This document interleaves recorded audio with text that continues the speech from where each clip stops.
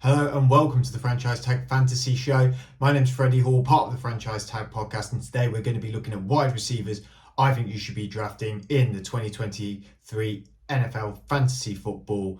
In any league that you're in, I believe these players, these wide receivers, may be the ones that can tip you over the edge this year. I'm not going to go for the main ones, the ones that we already know who have got top quality talent, Justin Jefferson's, Jamar Chase of the world. I'm going to look at more players that I believe that could be a couple of sleepers, and also could be a couple that you can maybe get in later rounds in the draft. So first, I'm going to start off with my number one, and that is Garrett Wilson, the New York Jets, currently ranked as WR10. Was ranked last year as WR21, 83 targets, 1,103 yards, 4 touchdowns last year. With a new quarterback in town, Garrett Wilson's got a real potential to solidify himself as a number one wide receiver this year. He had a carousel of quarterbacks last year and still produced them numbers. Yes, the yards were good, the touchdowns maybe not so good, but this year he could definitely extend that if we get an Aaron Rodgers in town that is going to be firing on all cylinders.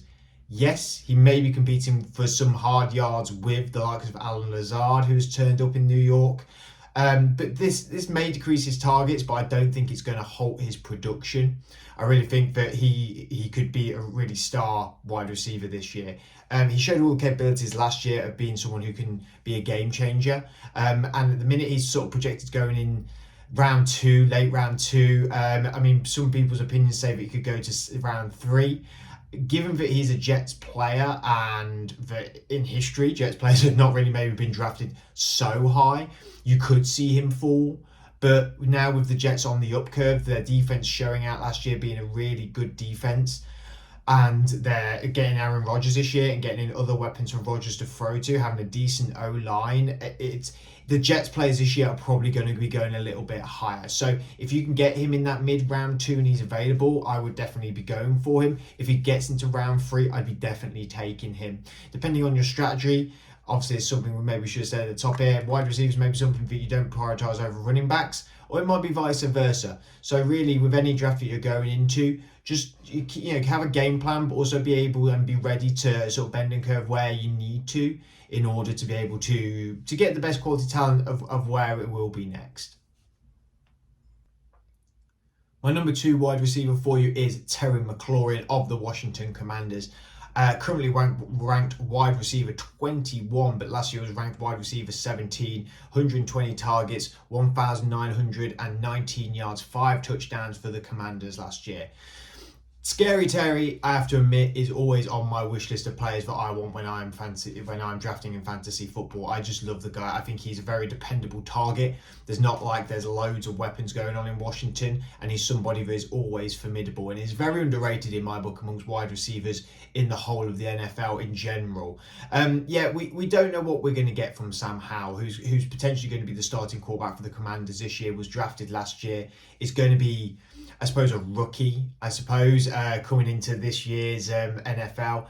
But it doesn't really matter for Terry McLaurin, because in his last 4 years, he only went under 1,000 yards once, and that was in his rookie season. And he's had 10 different quarterbacks throw into him. So it's all been chop and change for Scary Terry every single season, and yet he still produces big numbers. I'd like to see him get more touchdowns other than 5 that he got last year. I think he needs to be aiming more for that 8 mark. But if you can keep that consistency with the yards, then the touchdowns are just going to follow as well. You do have the likes of Curtis Samuel there now, who hopefully will be there playing a full season without injury. And it is a difficult time for maybe the Washington Commanders with the expectation of what their team will do moving forward. But I still think that Terry McLaurin has a place amongst the top wide receivers in the NFL, and fantasy-wise, there's not much else that is going on with the Washington Commanders in terms of their offense. Yes, they have Antonio Gibson and a Brian Robson double punch for the running backs, but wide receiver-wise, Terry McLaurin is the top dude. He's projected to go round 4, but he could even slip into round 5. If he goes round 5, I think he's a no-brainer. For me, it's an absolutely no-brainer. I'm quite shocked he'd be going to round 4. I think he'd be looking more round 3, depending on people's strategies, like I said. But if he's going to be there in that mid 4 to 5, I'd be definitely taking a player like Terry McLaurin, who can be a real dependable target. Yeah, it's not the a high-powered offense, that Washington Commanders offense, but Terry McLaurin has been successful in it no matter what, under numerous head coaches, with numerous quarterbacks, and he's got 4,000 yard seasons other than one way. That season of his rookie year was 900 yards anyway, so it was more or less 1,000. The touchdown production does need to go up, and that's something that he may struggle with somehow, admittedly, but I think he's still got to be he's a dependable target for any fantasy football owner. It's someone who I target every year. Number 3, I'm going to go with DJ Moore of the Chicago Bears, currently ranked wide receiver 24, and was actually ranked last year as wide receiver 24. 118 targets, 888 yards, 7 touchdowns in that Carolina Panthers offense. It's unlike these two, the last two that I said. What he's lost in yards, he made up in touchdowns last year, and it is a new dawn for DJ Moore. It was a turbulent time for him, the Carolina Panthers team. Not him himself, but just for the Panthers team in general. Yeah, he's joining the Chicago Bears team that has been, in a polite way, turbulent at times. However, this year with the moves they've made and the emergence of Justin Fields and how well he played last year, we could really see the Chicago Bears team turn up and look a lot better. They've made some really smart moves on that offensive line. And Justin Fields, yes, known as a running first quarterback, he is still very capable of throwing the ball for that distance, and he's now really got a true wide receiver 1 in that team with Chicago Bears. Fields and Moore could be a connection that we could see span a fair few years if they can really connect and they really hit on the button, and I think both of these players are very, very capable of that. Moore has had injuries in the last few seasons, but hopefully if he can stay fully fit this year, he could look at a really high-end production. Yes, Chase Claypool is in that team. Yes, Cole Kmet, who's recently signed a new deal, is in that team. Yes, Darnell Mooney is in that team. Claypool, from my experience as a Steelers fan, can be incredibly hit and miss, and he cannot be relied as the number 2. It is more likely going to be Mooney. And yes, Mooney has had spells of being pretty decent for the Bears, but I don't think the Bears have really seen this true number 1 talent in the last few years. And DJ Moore, again, a little bit like Terry McLaurin in my book, a very underrated wide receiver, and both have been solid. Both have been solid in what has been poor teams the last few years. He's projected round 4. If you miss out on him, it's a shame. Maybe take him early if you're really, really wanting DJ Moore. But I think he's got to be, projected round 2, round 3. If you're getting him any lower than that, I think that's an absolute bonus.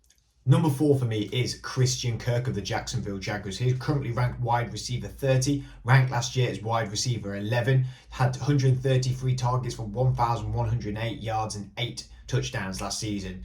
Yes, the arrival of Calvin Ridley, and if he plays a full season, Calvin Ridley into this team, it's really, really hurt Christian Kirk's stock.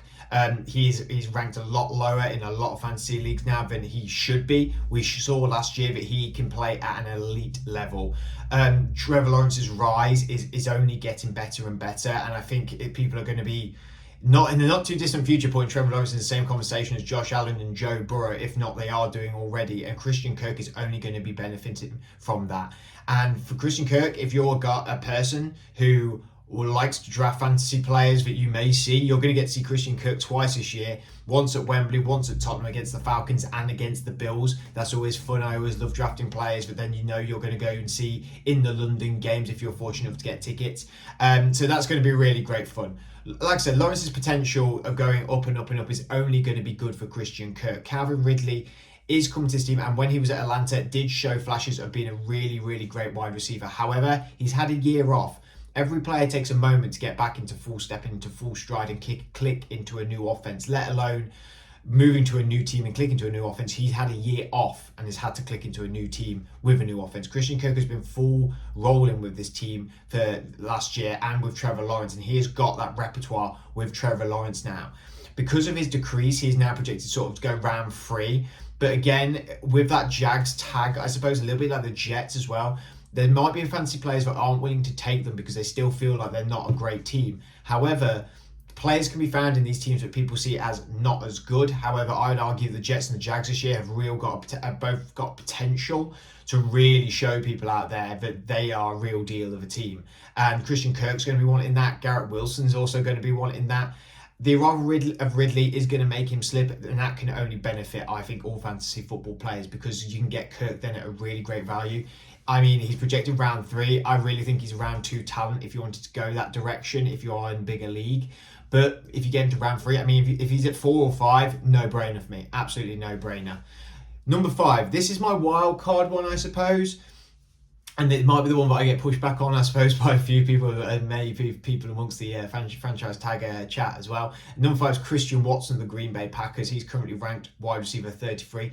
Last year, ranked wide receiver 41. He had 66 targets for 611 yards and 7 touchdowns. This is a risk pick. I know it is a risk pick. I'm not going to deny that. We don't know what we're going to get with Jordan Love in with Green Bay Packers.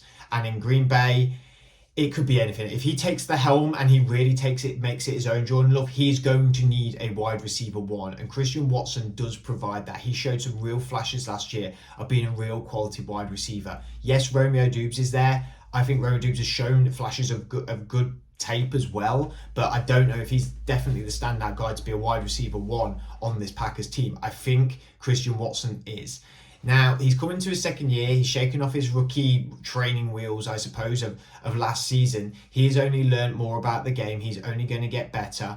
Yes, not having Aaron Rodgers in town is going to be a hindrance for him because Jordan Love is simply not on the level of Aaron Rodgers, let's just face it. But if Jordan Love can really take it by the helmet and really show his talents and show that he can be a quarterback that can make this team at least click a little bit, then he, like I said, he's going to need that number 1 guy, and Watson is that guy. Love and Watson are going to both be seeing this as an opportunity for them to be another of a great Packers quarterback and wide receiver duo, much like they've had in years gone by. So they're going to be both chomping at the bit for this opportunity. Okay, he is ranked past round 4 and 5 a lot of the time. I think that's a really good, a good area. If he goes lower, I don't think it's not a steal, I suppose, because I think there's still going to be a lot of good players on the board just there.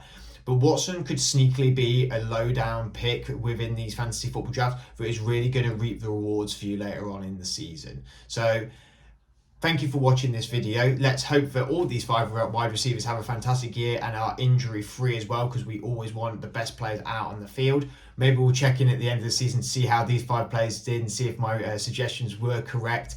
Lots more going on the Franchise Tag Fantasy Football channel, as well as Franchise Tag Show, as well as the Franchise Tag Betting Show. Make sure you follow us on all social media platforms as well. We'll see you all again very soon.